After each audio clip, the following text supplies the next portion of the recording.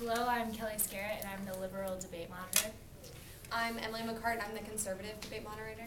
I'm Allie Wood, and I'm the Moderate Debate Moderator. I'm Morgan White, and I'm the Republican candidate. Vinny Tapu, and I'm the Democratic candidate.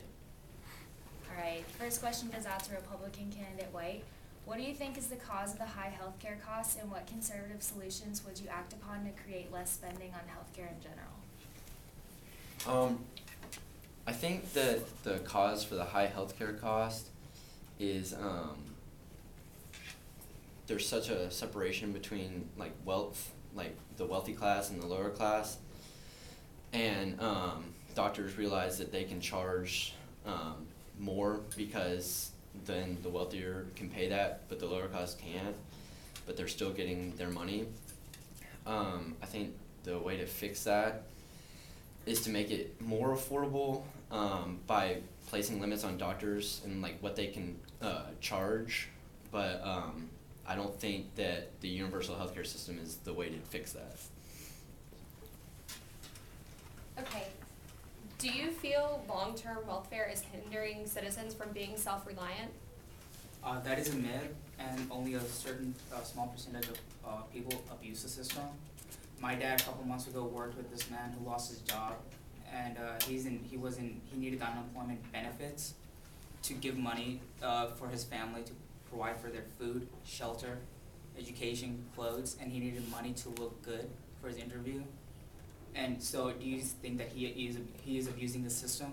He is not. Only a small percentage of Americans are abusing the system.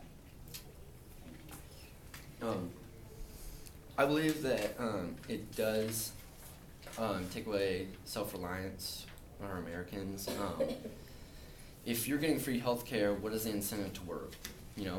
I think that unemployment benefits are one thing. I think that they should be limited, though, for a certain period of time, instead of people being able to just sit there and be lazy and not work, or act like they're trying to find a job and they're not, but they're still taking benefits that other people are working for.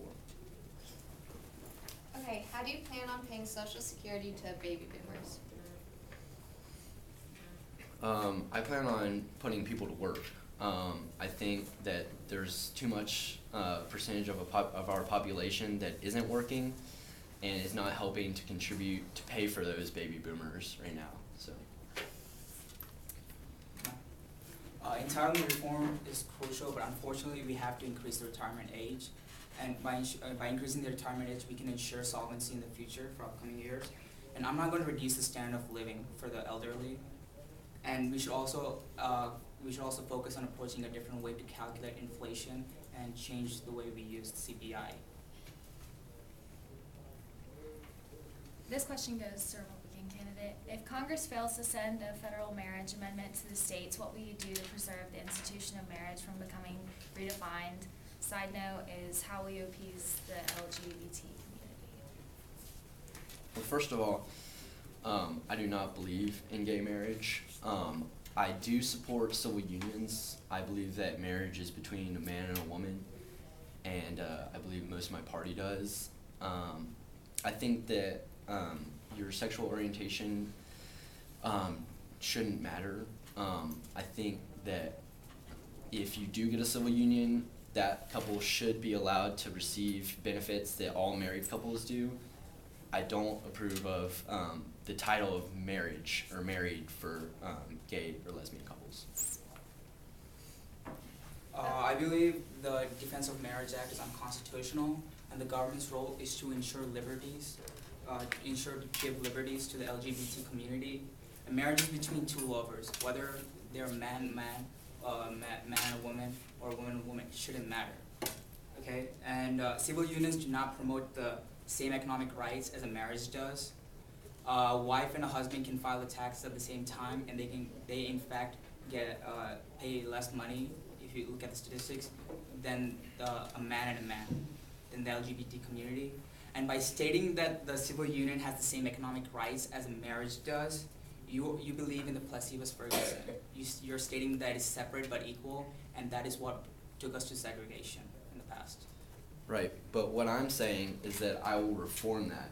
So unions will be able to receive the same benefits as married couples, the exact same. They will will be no discrepancy. No, so why can't they get married? Because marriage is a term that is used for a man and a woman. Marriage is the term that you use for two lovers. Well, I guess we'll just have to agree to disagree. Okay, if an innocent person is killed, do you feel the death penalty is a fair punishment for committing murder? I believe the United States government, justice is doing a good job in that, and I believe that we are handling the matter in an appropriate way. Thank you. I believe that only in certain situations should the death penalty be used. I don't necessarily believe that it's our right as human beings to decide whether someone else should live or die. But I believe that the system we have in place right now is good enough. What it needs to be. Okay, what is your plan to lower unemployment and put America back to work? First of all, the government doesn't create jobs. It creates opportunities for each and individual citizen of the United States of America to have an equal opportunity to go out there and get a job. Okay? I would keep the taxes the same for middle and lower class and increase the taxes a little bit for the upper class so we can use that money from the upper class to invest in infrastructure, education, and R&D, research and development. Because these three factors are the driving force of the future, and these three factors are what gives jobs to Americans. I'm going to cut welfare benefits because there are too many people right now that are sitting there in their house doing nothing, collecting benefits, and they're not working. And there's no incentive to work, especially with now a universal healthcare system. There's no incentive to work with food stamps. It's one thing if they are actively seeking a job, or if they have a job but it's very low paying and they can't afford to take care of their family. But for the people that aren't working and collecting welfare benefits, that shouldn't be happening. So I'm going to limit the time that you have on welfare for benefits and limit those benefits so it gives them an incentive to work. A person that is searching for a job day and night doesn't mean he's lazy. It means he doesn't have the right opportunity to get a job. If you're sitting there collecting benefits for multiple years, there's a problem because you can find some kind of job. Nobody's collecting benefits multiple years without looking for a job. I'm not saying that they're not looking for a job. I'm saying that if they haven't found one, they're still collecting welfare benefits. Yeah, but nobody goes out of job for There are people actively on welfare benefits that do not have a job and have not for at least a year.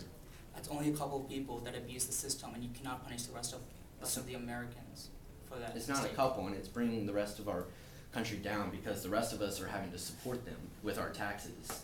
And another thing on the line of taxes is that my opponent wants to increase taxes for the wealthy, but the wealthy are the ones that are running these major businesses and corporations that help run America. And if you increase taxes on them, it's going to be harder for them to create jobs and run their businesses that give other people jobs.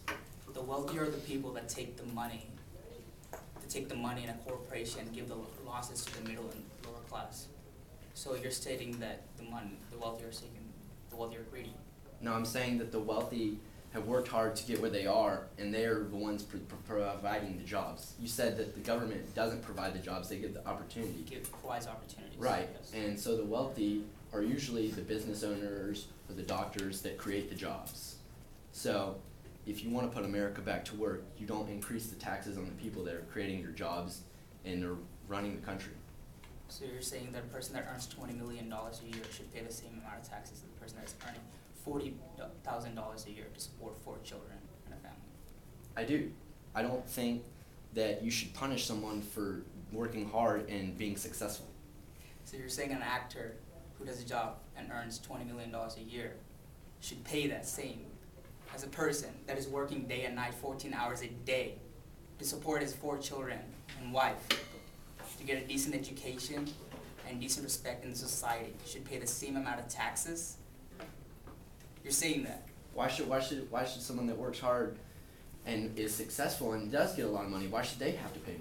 This is not an equal land. The government doesn't provide equal opportunities for every person. Right, so if it's not equal, then why are we gonna tax the higher? If the government provided equal opportunity, we wouldn't have poor people everybody would be earning the similar wages. Relevant to your comment, Mr. White, how specifically, if at all, should government policy respond to the persistent widening of the gap between the high-income families and the middle class to poverty line families in the U.S. economy? I'm sorry, could you repeat that question? Well, relevant to what you were saying, what would you do about the persistent widening of the gap of wealth between the high income and the poverty?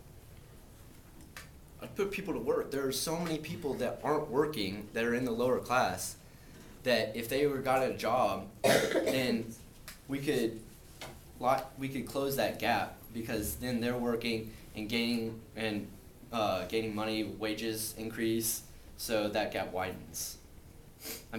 Closes. I'm sorry. I have a 3-point plan to approach that issue. Number 1, increase the minimum wage.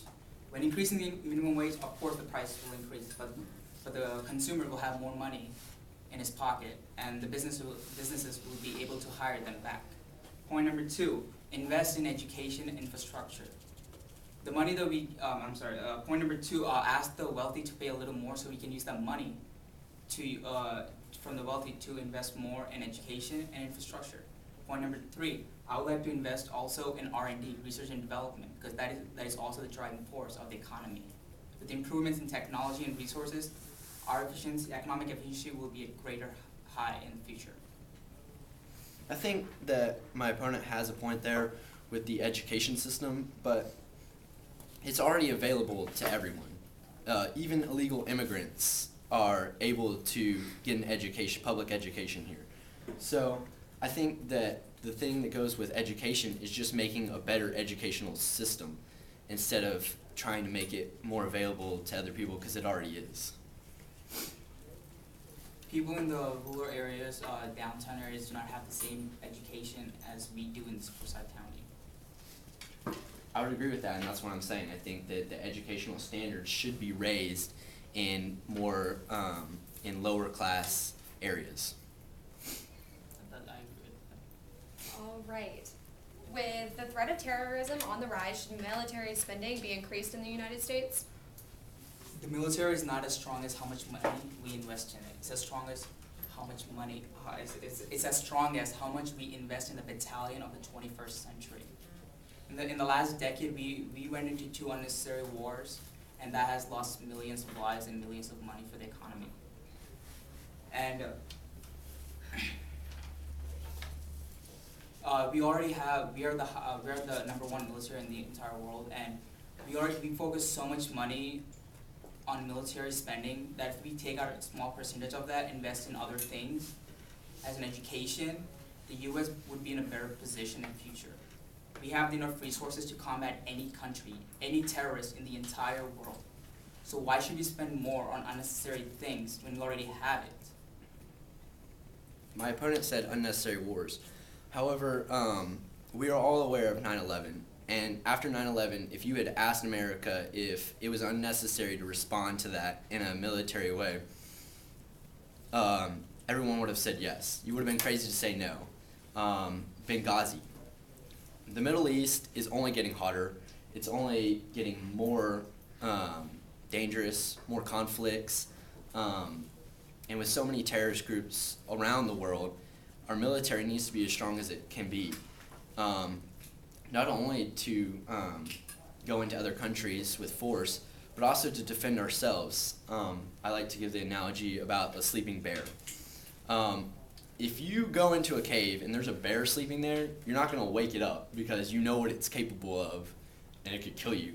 But if there was a koala bear sleeping in a cave, you'd go in there and play with it or touch it or whatever because there's no fear there. So if we have a strong military and we invest money into our military, people are not as likely to attack us because they know what we're capable of. According to the Gallup poll, 67.3 Americans disagree with Iraq War, and the Afghanistan War. Well, how about you ask the families that their family members were killed in the World Trade Center, or the family members that their family members were killed in Benghazi and dragged through the streets? How about you ask that? So you're saying that you're saying an eye for an eye attack? I'm saying we don't do what President Obama and other government officials like Hillary Clinton have done and said and apologized for nothing. We were the ones that were attacked, and they let that happen. So, Taking the bigger step, being the bigger man doesn't mean you're any less than the other person. We should ensure that so we can get peace treaties with them. there has to be a forceful reaction to situations like that. You can't just sit back and let things happen like that, or else people are going to take advantage of us as a country. Okay, next question. What is your opinion on the immigration issue, and what steps will you take to solve the problem? I support the pathway to citizenship. It is unfair and unjustful for us, for people that came here illegally and are working diligently and rightfully to earn money to secure their family's property, health, education, food, clothes. It's unfair for us to deport them who are working diligently and rightfully, but it is fair for us to deport people who are committing crimes. Also, I also believe the people that took the liberty of coming here legally should be prioritized in citizenship, pathway to citizenship, and then it should be people who are working diligently. And we should also focus focus on stronger national defense, national border defense. If you want to fix the unemployment issues and the gap in wealth, this is one thing that you have to focus on. You have to make our borders stronger. Like I said, illegal immigrants can get an education. Illegal immigrants are taking jobs that Americans could have, but and we're not doing anything about that. Did you know that in Japan, if you're not Japanese, you can't own land? And here you can come and get a free education and not have to pay taxes, not have to do anything, and make the rest of us support them. And there's just too many illegal immigrants.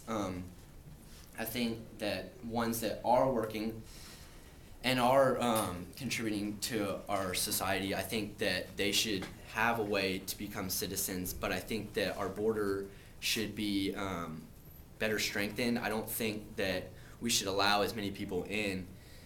And that's my view on that. Mr. Morgan White said the Americans are supporting the illegal immigrants, and the illegal immigrants are supporting themselves.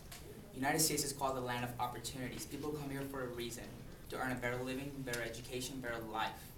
And Mr. Morgan White just wants to take that away by saying that Americans are supporting the illegal immigrants and immigrants. Look, our country is only a certain size. We can only support so many people, and everyone is trying to grab on. It's kind of like leeches. And all the people that are American citizens are working hard, the ones that are, and illegal immigrants are just latching onto that and taking benefits that they're not paying for in taxes, and that's just dragging us down as a country as a whole. That's only a small percentage of illegal immigrants that are doing that. That's why I said we should support a pathway to citizenship, so each person can get a right to become a U.S. citizen, and strive to boom the economic boom. Many of these illegal immigrants don't want to become U.S. citizens because then that requires them to pay taxes. It's a lot cheaper to be an illegal immigrant and not pay taxes or get paid under the table in cash and all that than it is to pay taxes and become an American citizen and everything that comes with that. Thank you so much, guys, for being great candidates. If you'd like to say anything else to your voters before we end the debate, you are free to do so. My goal is to focus on 3 things: education, infrastructure, and research and development. I would like to increase the taxes on the wealthy to get a little more percentage of their money, so we can use that money to invest in these 3 things, because these 3 things are the driving forces of U.S.'s economic structure in the future. These 3 things are the way the government will create opportunities for each individual citizen to have rights, equal opportunity to get a job. I would also like to focus on a pathway to citizenship, because everybody comes to the United States for a reason. They come here to get a better living, better job, a higher societal structure. So we should encourage that. along with that, I believe we should also focus more on LGBT rights. We should give them that, because the marriage is between two lovers. It doesn't matter. The government shouldn't interfere what the sexual preference is for each and individual person. It's the person's right to choose who he or she will love. Okay, the government has no right to tell, I can love this person and you can love this person. Thank you.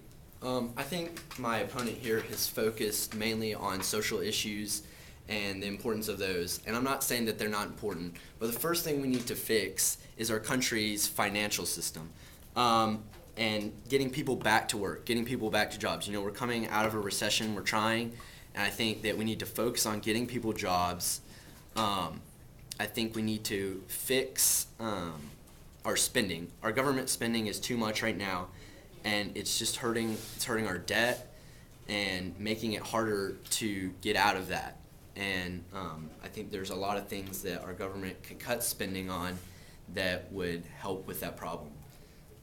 So that's According to the Congressional Budget Office poll conducted in 2009, if we pass the universal health care, we will $340 billion of our deficit will go down. Thank you so much. This has been a great debate.